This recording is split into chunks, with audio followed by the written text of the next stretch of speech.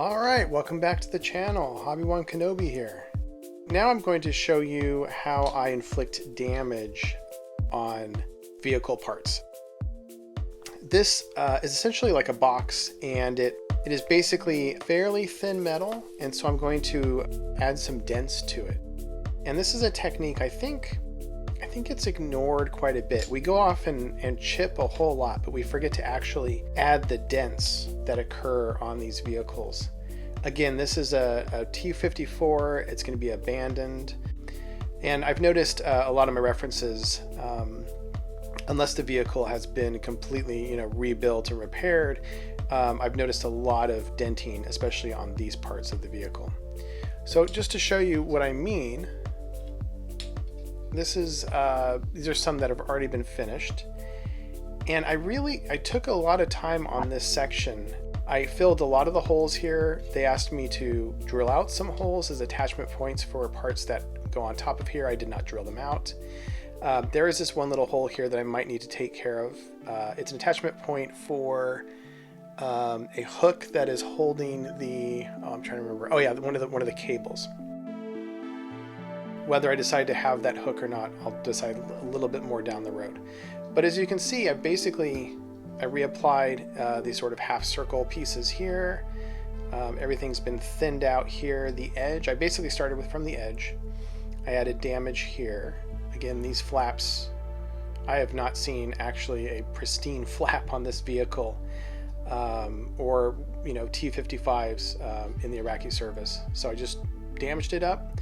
Added a dent here, added the indentations, all these dents here, and then attached them to the vehicle. You can see I've even sort of added some buckling here or some damage along the edge. These often are scraped up, so I'm just kind of go along here and just kind of scrape pieces off. And then eventually there's also going to be a very thin strip of plastic along here, and I wanted to leave it off until the last step, so that I can kind of conform it to the shape. And if there's any places that I need to break it, I'll go ahead and do it at that time. I imagine I will be breaking it because it's very thin and very fragile, and at certain points some of it will be coming off. Speaking of parts that come off, I went ahead and made this. This part was molded on to the vehicle, and it had these two sort of attachments here, so I replicated them as you can see here with brass rod and some extra little tubing pieces that I had laying around. This piece in the instructions is L12. It's going to have several pieces on it, so there's going to be these parts that sort of hang down on this side and some pieces here, so I'm going to just avoid those areas. I don't want to cause any fitting problems down the road, but basically it's going to sit, reviewing the instructions as I do this, it's going to sit right about here. So let's just go ahead and start here.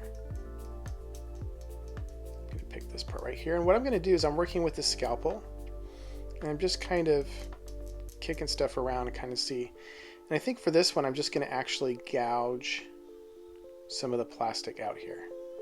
I think that might just be the best way to do it. So I want to come at it from both sides if I'm trying to create sort of a dent.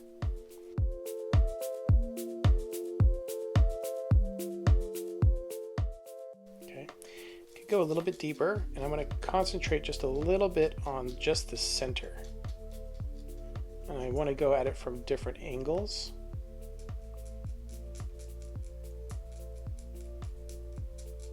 That's not bad. All right, so now to sort of help smooth things out, I'm going to take a sanding stick here. All right, that's not bad. I'm going to find another spot. I said along here also makes sense as well. What I want to do is have it look a little bit different than what I did here on these vehicles. So I'm going to put this one kind of right at the center. Let's do that. Okay. And for this one, I'm going to dig a little bit more.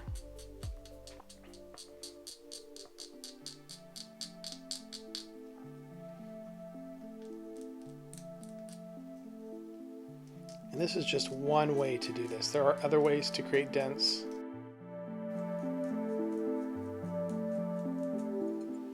And there we go.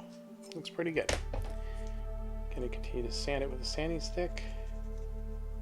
Just kind of smooth out any rough edges.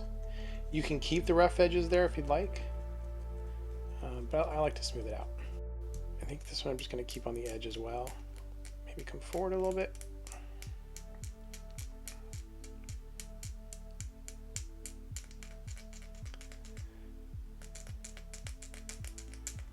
I really prefer using scalpel for this effect as opposed to a hobby knife. The fact that it's curved helps a lot. And as you can see, I'm actually holding the blade.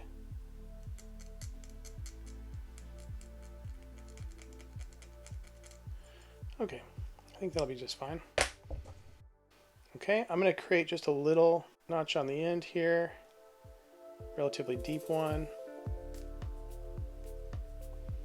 and then another just up a little higher up here.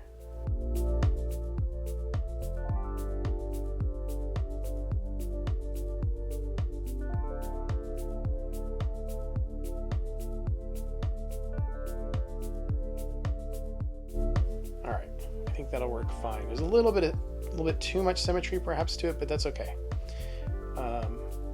I can exaggerate them when it comes time to do the actual chipping, which I'll most likely do with oils.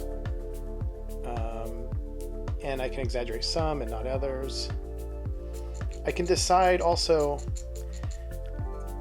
did the dent occur in such a way that it scraped the paint off, or did it just buckle a bit and the paint has not been affected at all? So those are other things to sort of take into consideration, and I'm sure I'll be doing a video about that at that stage in the future here. All right, that'll work. So again, thanks so much for watching. If you like this video, please hit subscribe. Please hit the like. Please feel free to share. If you'd like to make any comments, feel free to make comments as well. I love interacting with all of you subscribers. All right, thanks again for watching. Bye.